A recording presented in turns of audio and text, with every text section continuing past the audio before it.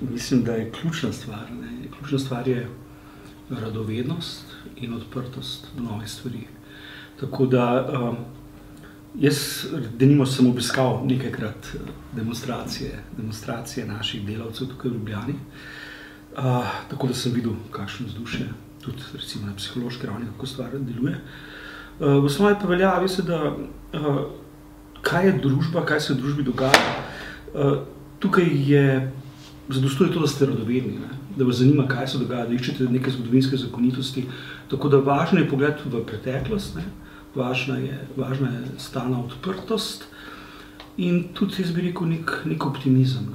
To, kar študentom jaz pripovedujem, ker so zelo obupani zaradi njihovih možnosti v življenju, služb in podobno, zmeraj znova poslušam obupavanje, zgodbe, ki so polne žalosti in nemoči.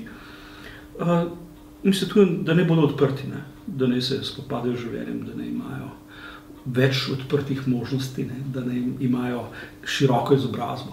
To je moj nasvet. Tako da, vendar tukaj, veste, gre za to, da se tukaj srečujemo z kolektivnim nezavednim ali pa zavednim Slovencem.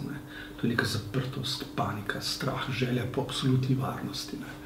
No, tako kot ste že omenili, je eden velikih problemov današnje stvarnosti brezposelnost mladih. Boleča naj bi bila zlasti brezposelnost tistih, ki so izobraženi, torej tistih ljudi, ki jih vi pošiljate na trg dela.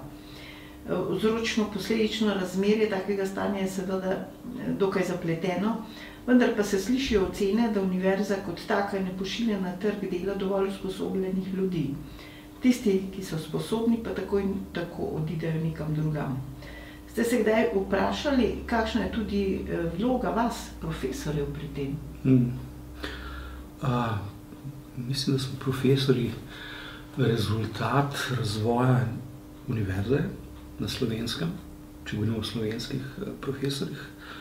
Na splošno treba reči, da Evropa kot takšna producira absolutno preveč visoko izobraženih. To je problem Evrope, ki je po drugi svetovni vojni preveč odprla izobraževalni sistem.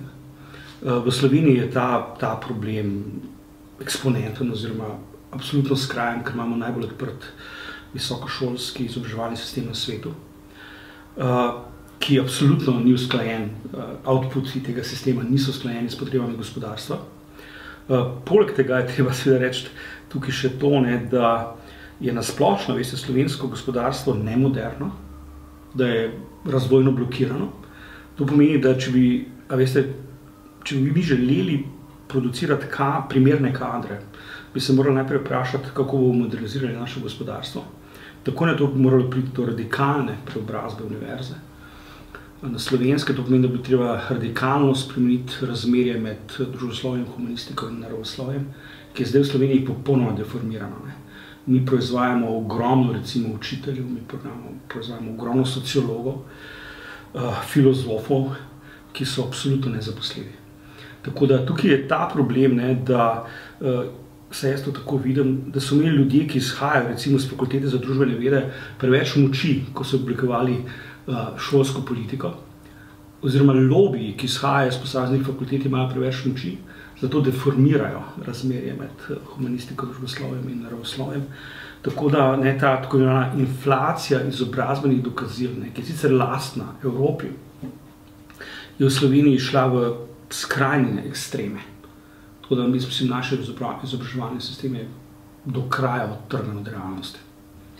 Ja, profesor Vihovar, provocirate lobije, tako kot ste rekli. Zato ni čudno, da vas širša javnost, pa tudi mnogi, bom rekla, kar lobija ali pa skupine, poznajo kot ostrega kritika sedanjih družbenih razmer. Res pa je, da so malo da ne šokantne bile vaše ocene o skorumpiranosti družbenih elit, ki ste jih izrekali tudi ali predvsem v času, ko ste bili zunanji sodelavec protikorupcijske komisije v minuli sestavi namreč. Se pravi, da ste po Glücksmannu kot dober sociolog od blizu uvidevali stvari. Kakšno pa je spoznanje to vam prineslo? Razmere, zatečene razmere v Sloveniji so v resnici precej hujše od tistega, kar mi vidimo. Veste, to je tako, mi smo v slovenski družbi, veste, če daste žabo v kozarec in potem kuhate to žabo, žaba ne opazi, ne, da se kuha. In podobno velja za ljudi, ki živijo v družbi, ker veste, preprosto živimo v tej družbi, ne, in potem se nam zdi vse nekako samoumevno, ne, ker tako počasi se razmere spreminjajo, v našem primeru na slabše, da se zdi, kot da ni nobenih sprememb. V resnici pa, ko pogledate slovensko družbo in celo vrsto kazalcev, ne, ki zadevajo to družbo, vidite, da vsi kazalci kažejo na to, da smo na poti v brezno. Veste, to so majhni drobčkini koraki, ne, v negativno smer, ampak ko vse skupaj seštejete, ne, dobite plas. In to se je zgodilo v Sloveniji. Ne. Lahko naštejete recimo vse kakšen primer tega? Ljudje po naravi nekako pričakujemo, da se bodo stvari izboljšale. Jaz mislim, da je to del socialne psihologije, ne, recimo nižjih razredov, ne, srednjega in nižjih razredov, ali pa nižjega, srednjega, nižjih razredov, da pač, veste, pričakujejo, da bo že konec koncev se vse uredilo. Ne. Stvari seveda se ne urejajo same po sebi. Ne. Tako da ena od teh stvari, ki že dlje časa opazna, je to počasno drsenje recimo v bedo, v neenakost, oziroma v revščino, ne bom rekel, da v neenakost, pač pa v revščino.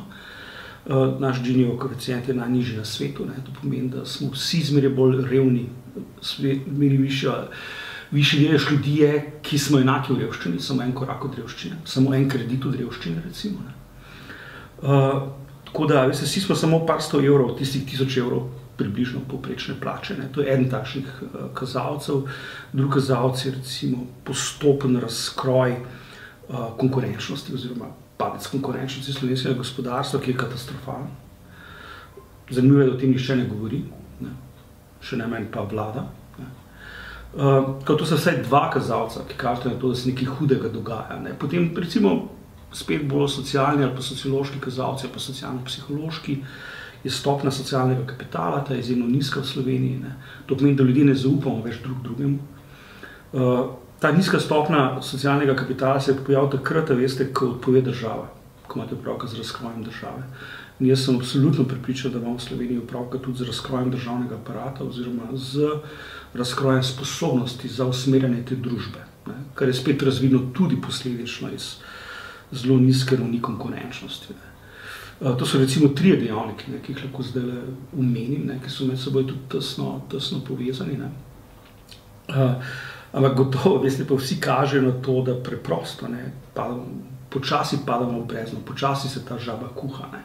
Spet, če pogledate recimo delež razpoložljivega dohodka, ne, postopno upada, se pravi, da imajo zmeraj manj denarja, ki ga lahko potrošijo. Ne. Konec koncev pa tudi, če pogledate recimo delež samomorov med ostarelimi, ne, delež revnih med ostarelimi, vse to so kazalci, ki kažejo preprosto na to, da mi proizvajamo, ta sistem takšen kot je, ne, proizvaja revščino. Ne. Plus tega pač spet na ravni socialne psihologije so ljudje ekstremno agresivni. Ne. To je zakrito, ampak ljudje so zmeraj bolj agresivni dejansko.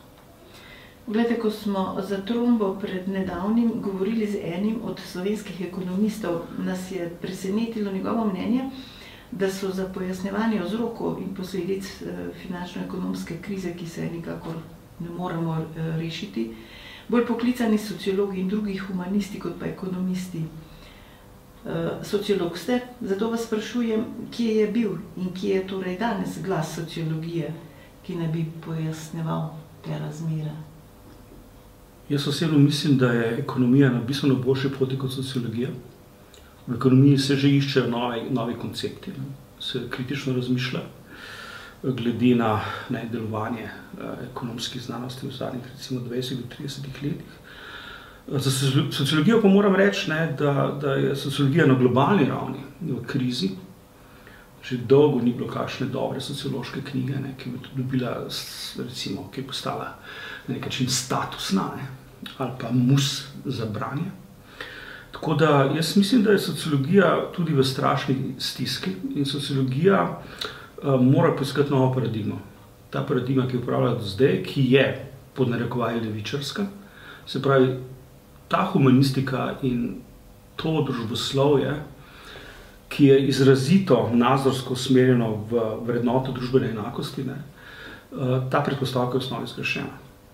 Tako da treba se ločiti od teh ideoloških predpostavk in trezno, z distanco pozvati družbo. Mislim, to je popolnoma jasno, kar zadeva slovensko družbo, ne? Ali pa slovensko sociologijo. Ne? Slovenska sociologija je docela odpovedala kot analitik slovenske družbe v zadnjih 20-25 letih. Docela. Slovenska sociologija je bila bistveno bolj sposobna misliti družbo v drugi polovici 80 let, kot je to danes. O tem ni nikakršnega dvoma. Tukaj smo 30 let, kar slovenska sociologija dejansko propada. Ne. Med drugim tudi zaradi tega, seveda, ker se zgolj objave v tujini štejejo kot relevantne objave. Tako da sociologija v Sloveniji sploh ne oblikuje več javnega mnenja, sploh ne misli več slovenske družbe. Takrat, ko se kakšen sociolog pojavi, je zagovornik, denimo, družbene enakosti in se bori proti neoliberalizmu, karkoli že v očeh tega človeka to pomeni. Tako da slovenska sociologija dejansko, jaz si upam to reči, danes je slovenska sociologija mrtva.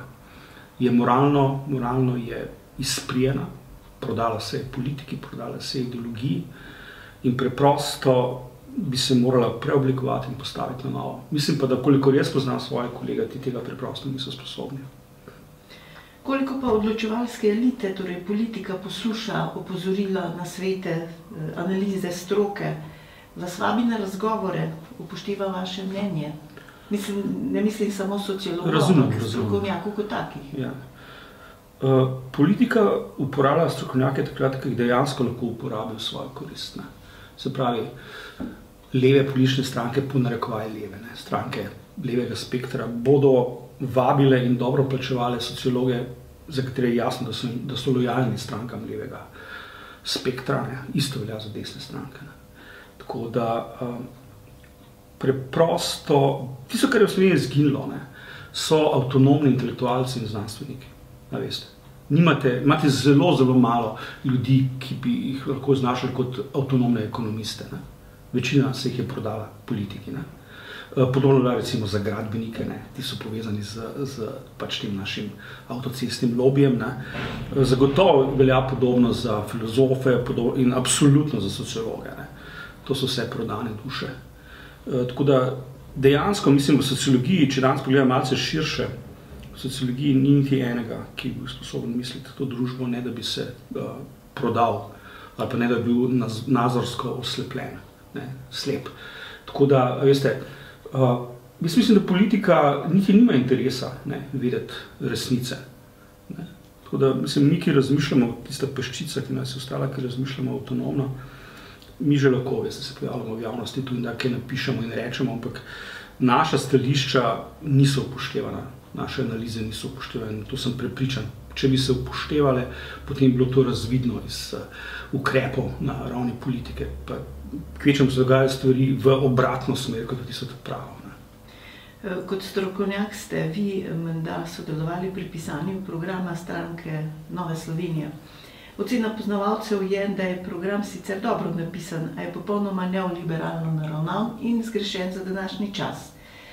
Če pustiva v strani, za koga je pisan, se zdi vmesno vprašanje uveljavljanje neoliberalne gospodarske paradigme, ki jo pod vprašaj postavljajo mnoge svetovne akademske, gospodarske in politične avtoritete.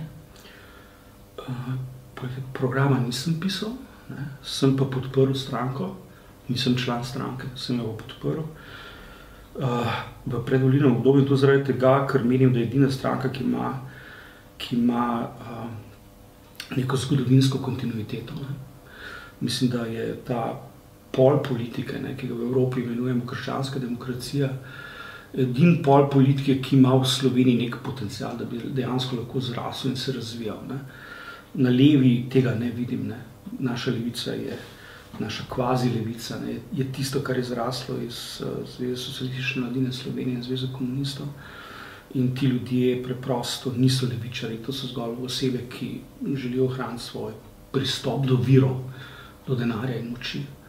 Prav tako seveda tudi SDS-a ne obravnavam kot realno opcijo. SDS vidim samo kot neko drugo barvo, neke mehko totalitarne opcije. Tako da podprl sem stranko zaradi tega, ker preprosto mislim, da je relativno čista in da dejansko lahko ponudi neko možnost, ki bo podobna recimo nemški krščanski demokraciji. Tako da to je že tisto racionalno izbiro v danih razmerah. Seveda druga stvar, ki je tukaj, je treba tako imeniti ta tako imenovan neoliberalizem. V Sloveniji je ogromno strahu pred praznimi stvarmi. Ljudje uporabljajo pojem neoliberalizem, ne vem, ko je zažuli čevelj, je to posledica neoliberalizma. Tako da ta pojem se uporablja v Sloveniji kot psovka, v Sloveniji se ta pojem uporablja kot način, pa metoda ekskomunikacije, kot blatenje, in to se sistematično pravi. Jaz mislim, da to določeni krogi spodbujajo, drugi se imate pa ogromno tih naših kvazi intelektualcev ali pa kvazi izobražencev s fakultetno izobrazbo, ki zlahka kupijo to vrstne definicije ali pa opredelitve in se ravnajo po njih. Se pravi, ko jim je ukazano, da ekskomunicirajo, bodo tudi ekskomunicirali zaradi domnevnega neoliberalizma, s tem, da sami pojma nimajo, kaj to je. Tako da, to je ena stvar. Tretja stvar je pa ta sovraštvo spet teh istih krogov, našega srednjega razreda, sovraštvo teh krogov do katolicizma nasplošno. Tukaj imate pa tudi opravka z neko veliko zmedo. Tukaj se v isti koš tlači, denimo, domoranska prisega Hitlerju, z neumnostmi slovenskega vodstva katoliške cerkve in z recimo SDS-om. In ko imate nekaj upravka s to zmedo, s tem kaosom, preprosto ne morete več razumno obravnavati katoliške usmeritve. Če je nekdo katolik, to ne pomeni, da je katoliški fundamentalist. Gre za spoštovanje določenih vrednot, neke tradicije. In tukaj, se nalašč to meša, ker se gre v to, da se straši in odvrača. Jaz pri Novi Sloveniji ne vidim teh elementov, veliko več teh elementov, ki so povezani z zlorabami, grozo, z krajami, s plenjenjem, vidim pri vseh drugih strankah, samo pri Novi Sloveniji. Tako da, to je treba posebej na to upozoriti. Sam sem na nek način tudi, ne bom rekel, da sem prizadet, ampak te definicije, te neumnosti okoli teh definicij, ta neizobraženost naših kvazi intelektualcev, ki po večini prihajajo z fakultete za družbene vede, to je tudi kazalec kakovosti našega visokošolskega izobraževalnega sistema, na žalost. Nekateri vas imenujejo kar profet groze, ker vaše analize opozarjajo na boleče točke družbe, to je že treba reči. Od tega, da govorite o zaviralcih razvoja, o plenilskih elitah, o vztrajanju vrednostnega sistema, dajete ocene o politikih in političnih odločitvah, ki nikakor pogosto niso laskave. Z ocenami ste eden redkih sociologov, ki nastopa v javnosti. Mislim, da je to še en kazalec tega, še en kazalec ali pa indikator smrti slovenske sociologije, ali pa njene prodanosti. Slovenska sociologija dejansko ni v zadnjih 30 letih proizvedla niti enega sociologa, ki bi bil vredno omembe, ki bi v javnosti nastopal kot neodvisna avtonomna oseba in bi bil sposoben interpretirati procese, ki se dogajajo v slovenski družbi in gospodarstvu. Slovenska sociologija ni proizvedla niti ene raziskave, ki bi bila poglobljena in ki bi zadevala razslojevanje slovenske družbe v obdobju leta 1991 pa do danes. Pa je imela in ima izjemno močne ljudi, ki so zelo blizu politiki, bi lahko tako dobili denar za to. Se pravi, slovenska sociologija, tista, ki je blizu politiki, nima interesa, da bi opisovala realno stanje slovenske družbe. To je en zelo pomembnih momentov, veste. Seveda, druga stvar je tudi ta, lahko se vprašate, zakaj nismo izvedli cenzusa? Zakaj nismo, veste, že 3-krat ali 2-krat smo opustili izvedbo cenzusa? Mi potrebujemo popis prebivalstva. Ampak mislim, da je bil ta zadnji popis izveden v začetku 90-ih let. Se pravi, v začetku 2000 bi moral biti izveden, pa tudi zdaj, vsake 10 let. Nismo ga naredili. Tako da mi sploh nimamo podatkov o realnosti slovenske družbe. Spet se lahko vprašate, v čigavem interesu je to, da se ne pozna slovenske družbe. In da nihče ne upa govoriti, ali pa ne želi govoriti o realnosti slovenske družbe. To je seveda tudi kazalec neke vrsti pomanjkanja sposobnosti misliti družbo. In seveda spet bom kritičen do fakultete za družbene vede, ampak tukaj je fakulteta za družbene vede delovala kot skrajno destruktivna inštitucija. Preprosto ni ponudila znanja. in ne deluje. Veste, tukaj je, lahko rečemo, da je Fakulteta za družbene vede odpovedala kot moralni akter, kaže tudi v moralni gnilobi slovenskih sociologov, ki prihajajo iz teh dominantnih inštitucij izobraževalnih. Tako da jaz zasebno mislim, da mi ne rabimo več tovrstnih fakultet, ker ne upravičujejo svojega obstoja. Zadnje mesece je bila v mednarodni strokovni javnosti deležna veliko pozornosti študija francoskega ekonomista Thomasa Pikettija z naslovom Kapital v 21. stoletju. Analizira pojav neenakosti v kapitalističnem tržnem gospodarstvu in pravi, da smo v dohodkovni neenakosti tam, kjer smo bili v 21. stoletju. Piketty pravi, da se vračamo v dedni kapitalizem in vzvodi odločanja niso v rokah sposobnih, izobraženih ljudi, ampak v rokah dinastij. Delo pri nas ni imelo velikega odmeva. Sprašujem vas, če morda tudi zato, ker nekatere analize, mislim, da ste že to omenili, kažejo, da mi le nimamo velike razslojenosti družbe, vsaj po dohodkovni platine. Fenomen Pikettija je zanimiv, če ne druge zaradi tega, ker so ga z veliko večjim navdušenjem zgrabili ameriški, pod narekovaji levičarski ekonomisti in ta politična sfera. Ker preprosto, seveda, je ta problem neenakosti v ZDA veliko bolj izpostavljen in veliko bolj prisoten kot pa v Evropi. Evropa ima te mehanizme, ki zadevajo obdavčenje in redistribucijo dohodkov veliko bolj izgrajene. Jaz sem Pikettija bral takoj na to, ko so bile prve novice, recimo v New York Timesu o njegovem delu, in potem sem bil tudi na njegovi website, sem prebral par člankov njegovih, tako da v osnovi vem, zakaj gre te debele knjige, ki so tudi v Sloveniji, prišla tega pa nisem prebral, tako da v osnovi vem, zakaj gre. Jaz mislim, da se bo na Pikettija pozabili čez pol leta, to je pač takšna trendna zadeva. Je pa seveda nek moment tukaj, na katerega je treba opozoriti in na katerega on opozarja, to je pa da če vi hočete vzdrževati kohezivnost sodobnih družb in raven blaginje sodobnih družb, morate imeti srednji sloj, ki ima dovolj denarja, da lahko troši. Če imate srednjega sloja z dovolj visoko kupno močjo, potem preprosto ne potrebujete več delavcev, ki vam delajo toliko avtomobilov in bele tehnike in podobno. In to je zelo pomemben moment, ki ga treba vzeti zelo, zelo resno. Spet, ta problem je v veliko večji meri prisoten v ZDA, kot denimo v Evropi. Bo pa treba seveda razmišljati o tem, kako ohraniti kupno moč srednjega sloja, s tem pa tudi družbeno kohezivnost in blaginjo na približno tej ravni, ki jo živimo zdaj. Tako da, če gre spet nazaj vprašanje družbene neenakosti, seveda tudi zaradi tega, ker se viša ta raven kapitalskih dobičkov v primerjavi z recimo rastjo plač, posebnih dohodkov, imate seveda upravka s tem fenomenom 1% ali pa recimo 0,1%, ki v zadnjih desetletjih neizmerno bogati. To je povezano še z enim fenomenom in to je ta, da mi na globalni ravni še nismo vzpostavili mehanizmov za nadzor kapitala in recimo multinacionalk. Teh mehanizmov še ni. In trajalo bo približno 30 do 40 let, da bomo te mehanizme vzpostavili. V tem vmesnem obdobju, seveda, pa bomo zmeraj znova v nekih položajih, ko bodo razlogi za strah in za negotovost med prebivalstvom. Tako da jaz mislim, da zdaj smo v obdobju takšnih sprememb, kot so doletele sodobne družbe pred 250 leti v času prve industrijske revolucije.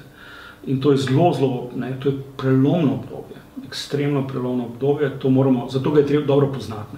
In tukaj spet je ta problem sociologije, zakaj se o tem ne govori, ker šele z razumevanjem tega, kar se je zgodilo, se lahko pomirite in veste, kam greste naprej. Tukaj se eksistenca olajša. To je spet problem sociologije na globalni ravni, ki je v krizi, v tem nobenega dvoma. Recimo, zadnja knjiga, ki ta fenomen zelo dobro opisuje, vsaj po mojem mnenju, je Družba tveganja, Ulricha Becka, ki je odlična knjiga. Neke momente opisuje tudi recimo Bauman, Zygmunt Bauman, recimo tekoča liquid modernity, tekoča moderna. Ampak to so vse stvari, ki so stare 30 let, veste. To pomeni, da sociologija v tem času ni bila sposobna sproducirati zelo pomembnega dela, ki bi opisovalo razmere v sodobnih visoko razvitih družbah. Ampak, veste, vsaka kriza je ponudba za ponovno razmislek in za iskanje nove paradigme. In jaz verjamem, da se bo končno tudi pojavila. No, v koncu vas še sprašujem naslednje. Kje so, kako vi vidite, najbolj kritične točke slovenske države? In seveda, a tvegate napoved smeri prihodnjega realnega razvoja? Naj rečem, da od vas pričakujemo tu odgovor strokovnjaka, družboslovca, ne pa, da nam ponudite neko politično leporečje. Ne. Spet, pogledajte, vrsta kazalcev kaže na to, da imamo opravka z zelo negativnimi trendi. Zdaj, vprašanje je, a je politika sploh sposobna še usmerjena slovenske družbe. Tako da, mora biti, glede na vse kazalce, nas čaka samo še bankrot. Ker ni pozitivnega kazalca, ki bi govoril o obratu ali pa preobratu. Tako da, važna je struktura. Kot sociolog lahko opazujete strukture, kdo ima moč, kdo ima dostop do denarja, kdo ima dostop do politične moči, kdo interpretira realnost. In tukaj je treba reči, seveda, da dostop do virov moči, dostop do denarja in prav tako vire mehanizmov ali pa mehanizme, ki omogočajo interpretacijo realnosti, to pa imajo v rokah tiste podnarekovaje stare elite. Ena od večjih tragik, ki se je zgodila v Sloveniji, je ta, da sploh še nismo začeli s procesom tranzicije. Jaz trdim danes, absolutno nismo začeli, ker so tiste elite in tisti krogi, ki so družbo obvladovali pred letom 1991, absolutno ohranili so svojo moč in jo po letu 1991 še okrepili. Tako da, veste, vse ostale postsocialistične družbe, z izjemo, denimo, z izjemo Romunije, Bolgarije in Srbije, so izvedle neko obliko lustracije. Mi je nismo izvedli. In če vi pogledate dogajanje v Romuniji, Bolgariji, tudi v Srbiji, ampak to je ekstremen primer, recimo Romunija, vidite, da tam Securitate, njihova varnostna služba, še zmeraj obvladuje družbo, gospodarstvo in medije. In isti fenomen imate v bolj mehki obliki v Sloveniji. Ljudje se tega ne zavedajo, ker je naša tranzicija preveč mehka, ker smo preveč dobro živeli pred letom 1991. Tako da eno ključno vprašanje je, kako uzreti realnost, kako uzreti tisto, kar se nam res dogaja, kje so vzroki tega, in šele potem, ko te to znali videti, lahko greste naprej in nekako spostavite nove mehanizme, ki bojo omogočali boljše delovanje družbe. Spet jaz tega absolutno ne vidim v tem trenutku, tako da nas verjetno čaka postopno nazadovanje v enakost v revščini, v še večjo stopnjo revščine v enakosti. In preprosto bomo postali neka popolnoma obskurna, točka na zemljevidu Evrope. Zdaj nas vsi prehitevajo, Estonija, Poljska, vse te družbe nas rapidno prehitevajo. In treba se tudi s tem soočiti. Zmeraj znova se pojavi to, sej nas bo pa zdaj recimo Miro Cerar rešil. Čisto, če smo zdaj zelo konkretni, na podlagi tega, kar se zdaj dogaja z novo koalicijo, jaz vidim v novi koaliciji vse sile tega starega režima, vse so notri, obenem pa ni možnosti za tvorbo neke druge koalicije, ki je bila bolj pozitivna. Se pravi, realnost, dejstva so tista, ki nam kažejo, da imamo izjemno malo možnosti za ugodno rešitev. Tako da jaz tukaj, jaz mislim, da moja groza ali pa moj odnos do slovenske resničnosti je upravičen, ker gledam realne podatke, ker gledam zgodovino. Tako da jaz, koliko me kdo označuje kot sociologa groze ali pa propada, je to upravičeno. Ni pa tukaj, ne gre pa tukaj za mojo, karakterno značilnost, to so dejstva. Ja, dr. Urban Vihovar, hvala vam za te ocene, čeprav niso nič kaj optimistične. Hvala za povabilo.